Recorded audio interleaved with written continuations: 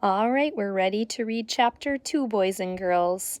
So turn to chapter 2, and while we read today, I'm going to ask you, how does Cam know about Coelophysis, kind of dinosaur, because it's very unusual? And are all the bones of the dinosaur authentic? And last, what does Cam think is wrong with the dinosaur at the end of the chapter? From last chapter, I asked you which exhibit you predict they're going to go to. Yep, you probably can guess from the cover page. They're going to go see the dinosaur room. Chapter 2. The class followed the guide into the room. Glass cases filled the old tools, bones, rocks, and photographs lining the walls. On a flat platform in the center of the room was a part of the skeleton of a large dinosaur, the Brachiosaurus. Some of the bones from the skeleton were lying on the platform. The wires had come loose and the skeleton was being repaired. This is the skeleton of a Brachiosaurus. Brachiosaurus, Janet Tyler said again slowly so everyone could hear how the word was pronounced. The Brachiosaurus was the biggest dinosaur. It weighed over 50 tons.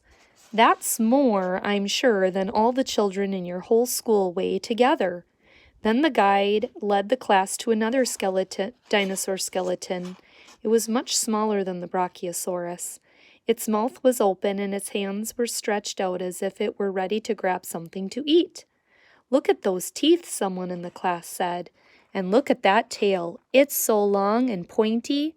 "This is the skeleton of a Coelophysis," the guide said. "Coelophysis," she said again slowly. "Now you may know about some dinosaurs, but I'm sure no one knows anything about the Coelophysis." "I do," Cam said. Everyone turned to look at Cam. They were surprised that she knew about the Coelophysis. Mr. Benson had never mentioned it when she taught the class about dinosaurs. Cam had read about the Coelophysis. She wanted to remember exactly what the book said. She closed her eyes and said, "Click." When Cam said click, the guide started to laugh. She covered her mouth with her hand. "The Coelophysis," Cam said with her eyes still closed, "was one of the first dinosaurs. It was about 8 feet long, including its tail. It weighed no more than 50 pounds. It was a meat eater and—" "Yes, thank you," the guide said before Cam had a chance to finish. "What you may not know is that these bones were discovered by Dr. Kurt Daub, the scientist who started this museum." "Are people still finding dinosaur bones?" Eric asked. "Yes," Miss Tyler answered. "I'll be going on a dinosaur hunt in a few weeks, and I hope to find some myself." Someone else asked, "Are all those bones real?" "No, Mr. Daub didn't find a complete skeleton. Some of these bones were made from plaster of Paris." There were many other questions, but Cam stopped listening.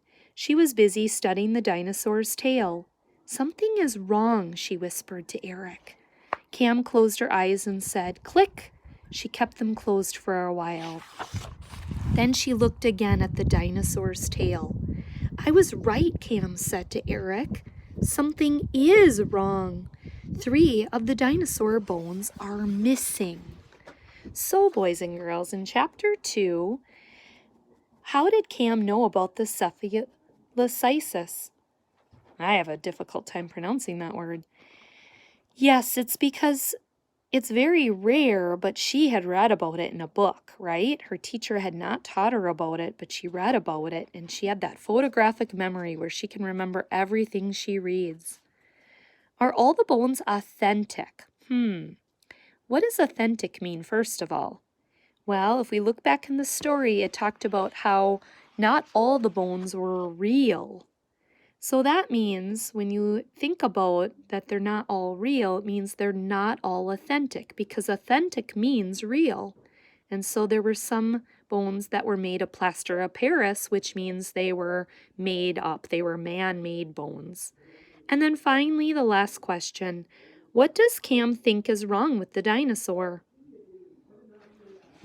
She said, I'm right. She remembered the picture. It's missing something. What is it missing? Yeah, there are bones missing. So that's what she thinks wrong. All right, boys and girls, next time we'll read chapter 3. Have a great afternoon.